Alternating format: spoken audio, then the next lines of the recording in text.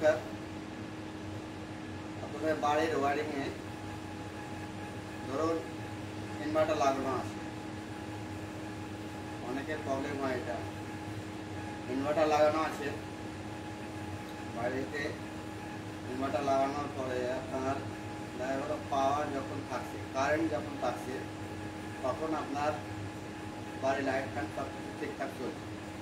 হয়তো কোনো একটা রুমে লাইন থাকছে, যখন সব কিছু ঠিক চলছে, কিন্তু কোনো একটা রুমে ইনভার্টারে যখন লাইনটা দিচ্ছেন, ইনভার্টারে পাওয়ার অফ হওয়ার পরে যখন ইনভার্টারে কাট হচ্ছে পাওয়ারটা, ইনভার্টার পাওয়ারটা, তখন সেটা চলছে।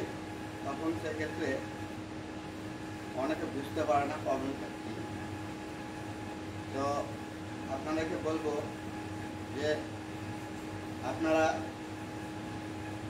যখন পাওয়ার চলে যাবে ইনভার্টারের, আপনার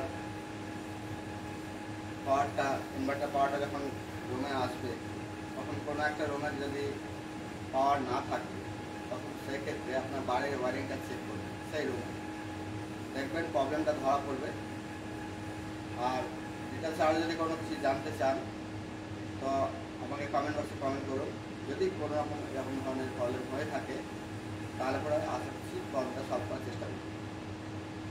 তো আপনাকে একটা জিনিস বলবো যে ওয়ারিংয়ের প্রবলেমের জন্যই এই প্রবলেমটা হয়। পুরো বাড়ি ঠিক আছে, হয়তো কোনো একটা রুমে